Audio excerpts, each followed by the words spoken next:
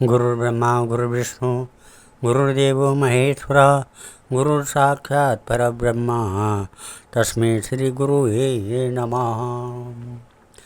ॐ नमः अखण्डमण्डलाकारं व्याप्तं येन चराचरं तत्पदं दर्शितं येन तस्मै श्री गुरुवे नमः।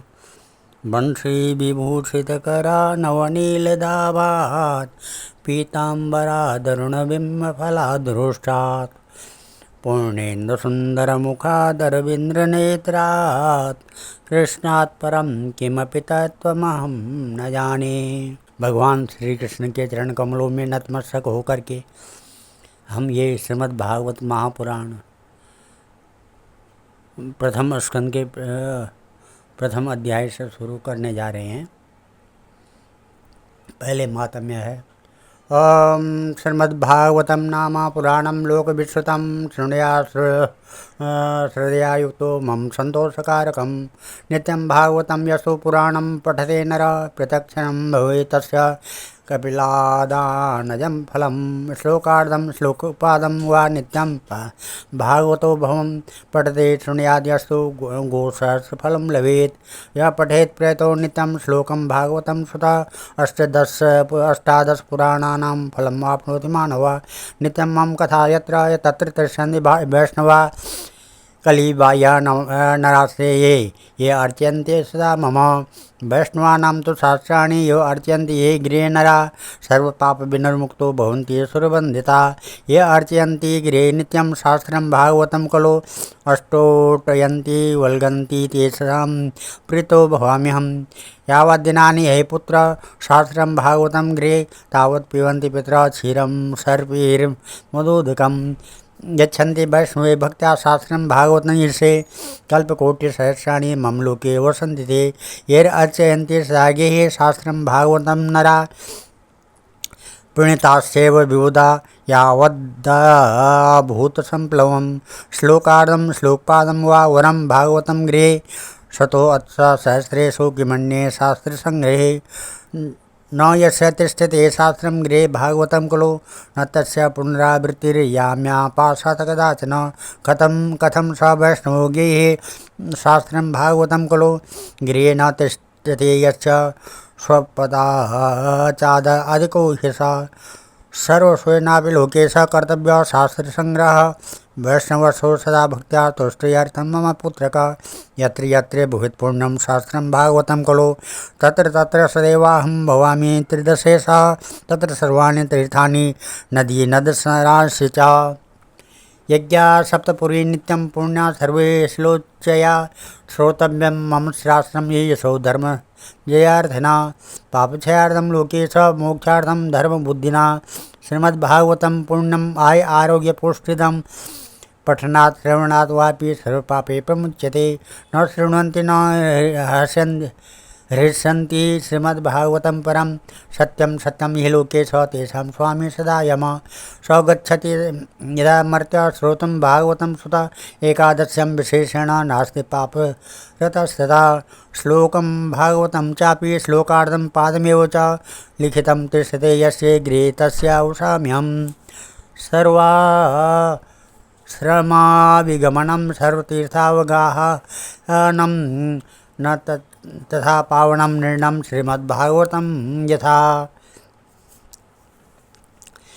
यत्र यत्र चतुर्वक्त्र श्रीमद्भागवतं भवेत् गच्छामि तत्र तत्राहं गौर्यथा सुतवत्सला। मत्कथावाचकं नित्यं मत्कथा श्रवणे रतं मत्कथा प्रीतमनसं नाहं त्यजामि तं नरं। श्रीमद्भागवतं पूर्णं दृष्ट्वा नोत्तिष्ठते यः संवत्सरं तस्य पूर्णं विलयं याति पुत्रक। श्रीमद्भागवतं दृष्ट्वा प्रत्युत्थानाभिवादने समानयेत तं दृष्ट्वा भवेत् प्रीतिं ममातुला। दृष्ट्वा भागवतं दूरात् प्रकम्येत सम्मुखं यशा पदे पदे अश्वमेधस्य फलं प्राप्नोत्यसंशयम्। उत्थाय प्रणमेद् यो वै श्रीमद्भागवतं नर धनपुत्रात् सदा धारन् भक्तिं च प्रददाम्यहम्। महाराजोपचारेषु श्रीमद्भागवतं श्रुता शृण्वन्ति ये नरा भक्त्या तेषां वश्यो भवाम्यहम्। ममोत् सर्वेषु श्रीमद्भागवतं परं शृण्वन्ति ये नरा भक्त्या मम प्रीते च सुव्रता वस्त्र अलंकरणे पुष्प धूप दीपोपहारके वशीकृतो यायं तेषं सश्रिया सत्पतिर्यथा। ओम तत्सत्। नमो भागवते वासुदेवाय नमः। श्रीमद्भागवत महापुराण प्रथम स्कंद अथ प्रथमाध्याय। वंदना है। जन्माद्यस्य यतोऽन्वयादितरतश्चार्थे स्वभिज्ञासुरात् तेने ब्रह्महृदाय य आदिकवये मुह्यन्ति यत्सूर्यया तेजो वारिमृदां यथा विनिमयो यत्र त्रिसर्गो मृषा धाम्नां स्वेन सदा निरसकुहकं सत्यं परं धीमहि धर्मा प्रोजितकैतवोऽत्र परमो निर्मत्सराणां शतां वैद्यं वास्तव अत्र वस्तुशिवदं तापोत्रयोन्मूलनम्। श्रीमद्भागवते महामुनिकृते किं वा परेरीश्वरा सद्यो हृदयवरुध्यते अत्र कृतभिः शुश्रूषुभिस्तत्क्षणात् निगमकल्पतरोर्गलितं फलं सुखमुखादमृतद्रवसंयुतं पिबत भागवतं रसमालयम् मोहरो रसिका भुवि भावुका। ओम नमो भगवते वासुदेवाय। हरि ओम तत्सत्। श्रीमद्भागवत महापुराण प्रथम स्कंद पहला अध्याय। श्री सुजी शौनक आदि ऋषियों का प्रश्न और मंगलाचरण।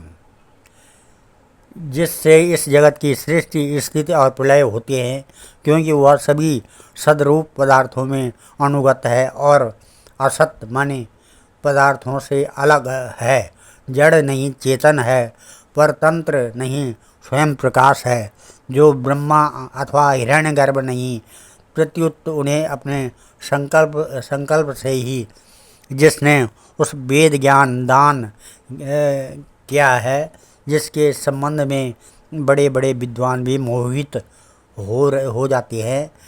जैसे तेजोमय सूर्य रश्मियों में, जल का जल में, स्थल का स्थल में जल का भ्रम होता है, वैसे ही जिसमें यह त्रिगुणमयी जागृत स्वरूप सुषुप्त रूपा सृष्टि मिथ्या होने पर भी अधिष्ठान सत्ता से सत्यवत प्रतीत हो रही है, उस अपनी स्वयं प्रकाश ज्योति से सर्वदा और सर्वथा माया और माया कार्य से पूर्णतः मुक्त रहने वाले परम सत्य स्वरूप परमात्मा का ध्यान करते हैं। महामुनि व्यासदेव के द्वारा निर्मित इस श्रीमद्भागवत महापुराण में मोक्ष पर्यंत फल की कामना से रहित परम धर्म का निरूपण हुआ है। इसमें शुद्धांतकरण सत्पुरुषों के जानने योग्य उस वास्तविक वस्तु परमात्मा का निरूपण हुआ है, जो तीनों तापों का जड़ से नाश करने वाली और परम कल्याण देने वाली है। अब और किसी साधन या शास्त्र से क्या प्रयोजन। जिस समय भी सुकृति पुरुष इसके श्रवण की इच्छा करते हैं, ईश्वर उसी समय अविलंब उनके हृदय में आकर बंदी बन जाता है। रस के मर्म के भक्तजन, यह श्रीमद्भागवत वेद रूप कल्प वृक्ष का पका हुआ फल है। श्री सुखदेव रूप तोते के मुख का संबंध हो जाने से यह परम आनंदमयी सुधा से परिपूर्ण हो गया है। इस फल में छिलका, गुठली आदि त्याज्य अंश तनिक भी नहीं है। यह मूर्तिमान रस है। जब तक शरीर में चेतना रहे, तब तक इस दिव्य भगवत रस का निरंतर बार बार पान करते रहो। यह पृथ्वी पर ही सुलभ है। अब कथा प्रारंभ होती है। ऋषावचु नैमिषे निमिषै क्षेत्रे ऋष्या शौनकादय सत्रं स्वर्गाय लोकाय सहस्र समासता त एकदा तो मुनिः सप्रातरो हुता ताग्नाय सत्कृतं सुतामासीनं प्रपच्छु मदिरां दरात। एक बार भगवान विष्णु एवं देवताओं के परम पुण्यमय क्षेत्र नैमिषारण्य में शौनक आदि ऋषियों ने भगवत प्राप्ति की इच्छा से हजारों वर्षों में पूरे होने वाले एक महान यज्ञ का अनुष्ठान किया। एक दिन उन लोगों ने प्रातःकाल अग्निहोत्र आदि नित्य कृत्यों से निवृत्त होकर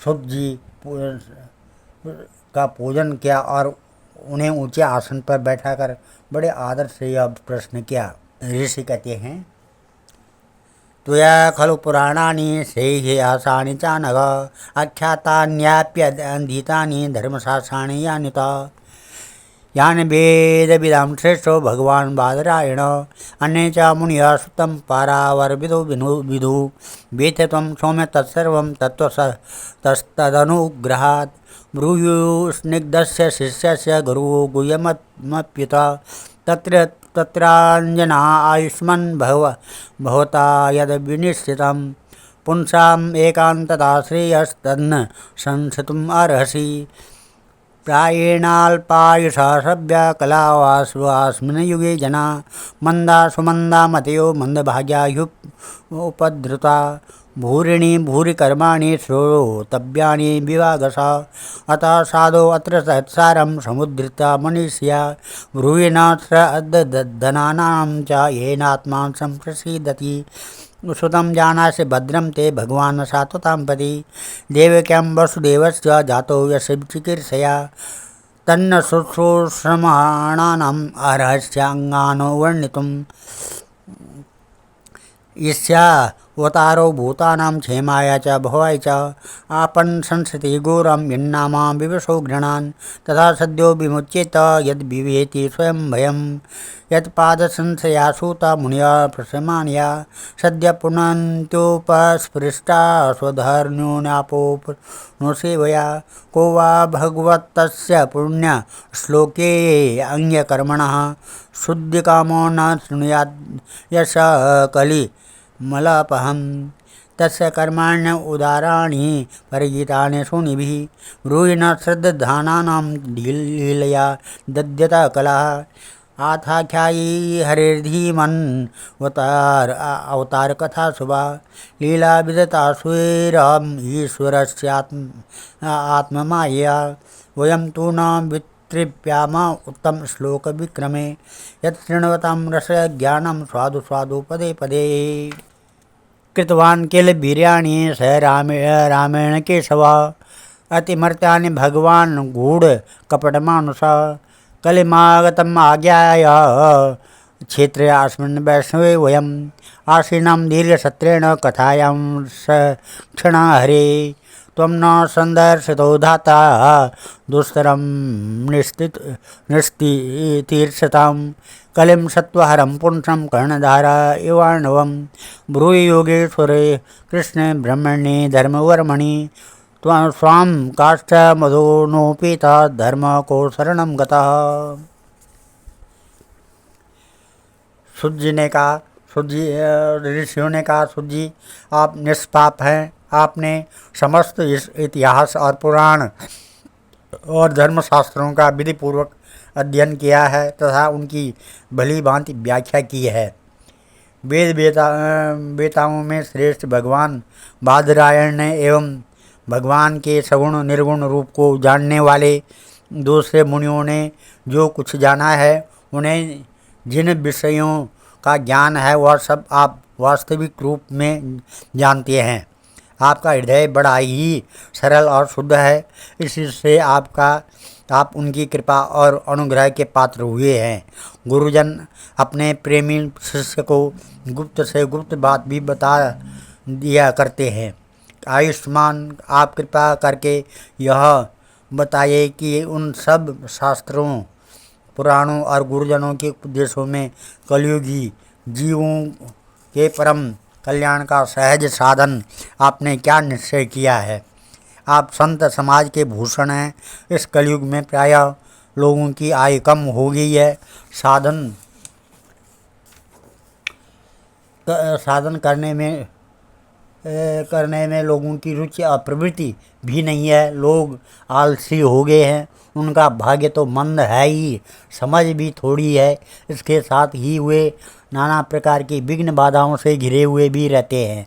शास्त्र भी बहुत से हैं, परंतु उनमें एक निश्चित साधन का नहीं, अनेक प्रकार के कर्मों का वर्णन है। साथ ही वे इतने बड़े हैं कि उनका एक अंश सुनना भी कठिन है। आप परोपकारी हैं, अपनी बुद्धि से उनका सार निकालकर प्राणियों के परम कल्याण के लिए हम श्रद्धालुओं को सुनाइए, जिससे हमारे अंतःकरण की शुद्धि प्राप्त हो। प्यारे सुत जी, आपका कल्याण हो। आप तो जानते हैं ही कि यदुवंशियों के रक्षक भक्त वत्सल भगवान श्री कृष्ण वसुदेव की धर्मपत्नी देवकी के गर्भ से क्या करने की इच्छा से अवतीर्ण हुए थे। हम उसे सुनना चाहते हैं। आप कृपया करके हमारे लिए उसका वर्णन कीजिए, क्योंकि भगवान का अवतार जीवों के परम कल्याण और उनकी भगवत प्रेममयी समृद्धि के लिए होता है। यह जीव जन्म मृत्यु के घोर चक्र में पड़ा हुआ है। इस स्थिति में भी यदि वह कभी भगवान के मंगलमय नाम का उच्चारण कर ले तो उसी क्षण उसे मुक्त हो जाए, क्योंकि स्वयं भय भी भगवान से डरता रहता है। सुत जी परम विरक्त और परम शांत मुनिजन भगवान के श्री चरणों की शरण में ही रहते हैं, अतएव उनके स्पर्श मात्र से संसार के जीव तुरंत पवित्र हो जाते हैं। इधर गंगा जी के जल का बहुत दिनों तक सेवन किया जाए तब कहीं पवित्रता प्राप्त होती है। ऐसे पुण्यात्मा भक्त जिनकी लीलाओं का गान करते रहते हैं, उस भगवान का कलिमलहारी पवित्र यश भला आत्मशुद्धि की इच्छा वाला ऐसा कौन मनुष्य होगा जो श्रवण न करे। वे लीला से ही अवतार धारण करते हैं। नारदादि महात्माओं ने उनके उदार कर्मों का गान किया है। हम श्रद्धालुओं के प्रति आप उनका वर्णन कीजिए। बुद्धिमान सुत जी, सर्वसमर्थ प्रभु अपनी योग माया से स्वच्छंद लीला करते हैं।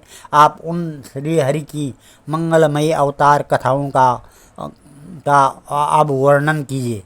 पूर्ण कीर्ति भगवान की लीला सुनने से हमें कभी भी तृप्ति नहीं हो सकती, क्योंकि रसज्ञ श्रोताओं को पद पद पर भगवान की लीलाओं में नए नए रस का अनुभव होता है। भगवान श्री कृष्ण अपने को छिपाए हुए थे। लोगों के सामने ऐसी चेष्टा करते थे मानो कोई मनुष्य हों, परंतु उन्होंने बलराम जी के साथ ऐसी लीलाएं भी की है, ऐसा पराक्रम भी प्रकट किया है जो मनुष्य नहीं कर सकते हैं। कलयुग को आया जानकर इस वैष्णव क्षेत्र में हम दीर्घकालीन सत्र का संकल्प करके बैठे हैं। श्री हरि की कथा सुनने के लिए हमें अवकाश प्राप्त है। यह कलयुग अंतःकरण की पवित्रता और शक्ति का नाश करने वाला है।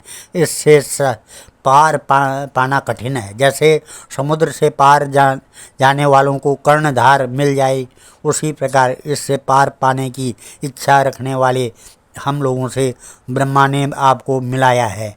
धर्म रक्षक ब्राह्मण भक्त योगेश्वर भगवान श्री कृष्ण के अपने धाम में पधार जाने पर धर्म ने अब किसकी शरण ली है यह बताइए। आज हम इस कथा को यहीं पर विराम देते हैं। कल इस प्रथम स्कंद का दूसरा अध्याय पढ़ेंगे और अब श्राद्धों में इसको सुबह सुबह अपने मोबाइल पे सुना करें। किसी के भी पितृ उनकी जिस दिन जो भी तिथि हो उस दिन कहते हैं, ये इसी में लिखा है कि पितरों के नाम से एक श्लोक भागवत का एक श्लोक या आधा श्लोक भी अगर कानों में पड़े तो सारे जो पाप होते हैं वो क्षय हो जाते हैं, नाश हो जाते हैं। इसीलिए ये पितृपक्ष में इसको मैं शुरू कर रहा हूँ। मंगलम भगवान विष्णु मंगलम गरुड़ध्वजा मंगलम पुंडरीकाक्षा मंगलाय तनो हरि मंगलम भगवान शंभु मंगलम वृषभध्वजा मंगलम पार्वतीनाथ मंगलाय तनो हरि। ओम नमः। सर्वमंगलमांगल्ये शिवे सर्वार्थ साधके शरणे त्र्यंबके गौरी नारायणी नमस्तुते अन्नपूर्णे सदापूर्णे शंकर प्राणवल्लभे ज्ञान सौभाग्य सिद्ध्यर्थम भिक्षां देहि च पार्वती। ओम धन्यवाद।